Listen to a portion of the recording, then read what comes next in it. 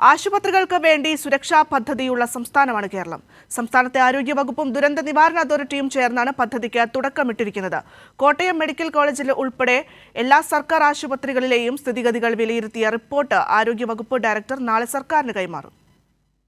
കേരളത്തിലെ 1250ഓളം വരുന്ന പൊതുമേഖലാ ആരോഗ്യ സ്ഥാപനങ്ങളുടെ സുരക്ഷ ഉറപ്പുവരുത്തുന്നതിനും അപകടങ്ങൾ തടയുന്നതിനുമാണ് ആശുപത്രി സുരക്ഷാ പദ്ധതി രൂപീകരിച്ചിട്ടുള്ളത്.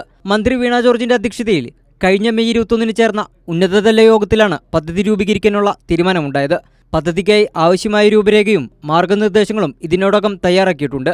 പദ്ധതിയുടെ പരിശീലനങ്ങൾക്കാവശ്യമായ തുകയും അനുവദിച്ചു കഴിഞ്ഞു. അടുത്ത മാസത്തോടുകൂടി എല്ലാ പൊതു ആരോഗ്യ സ്ഥാപനങ്ങളിലും ഈ പദ്ധതി നിലവിൽ വരും. അതാത് സ്ഥലങ്ങളിൽ അടിയന്തരമായി ഇടപെടാൻ കഴിയുന്ന കാര്യങ്ങൾ അവിടെ തന്നെയും അതിനുമപ്പുറമുള്ളവ തദ്ദേശ സ്വയംഭരണ സ്ഥാപനങ്ങളുടെ കൂടി സഹായത്തോടെയും പരിഹരിക്കാനാണ് തീരുമാനിച്ചിരിക്കുന്നത്. വലിയ ദുരന്തങ്ങൾക്ക് ദുരന്ത നിവാരണ ഫണ്ടിൽ നിന്നും ധനസഹായം ലഭ്യമാക്കാനുള്ള പദ്ധതിയും തയ്യാറാക്കിയിട്ടുണ്ട്. പദ്ധതിയുടെ പശ്ചാത്തലത്തിൽ കോട്ടയം മെഡിക്കൽ കോളേജിൽ ഉൾപ്പെടെ എല്ലാ പൊതു ആരോഗ്യ കേന്ദ്രങ്ങളിലെയും സ്ഥിതിഗതികൾ വിലയിരുത്തി ആരോഗ്യവകുപ്പ് നാളെ സർക്കാരിന് റിപ്പോർട്ട് സമർപ്പിക്കും. കൈരളി ന്യൂസ്, തിരുവനന്തപുരം.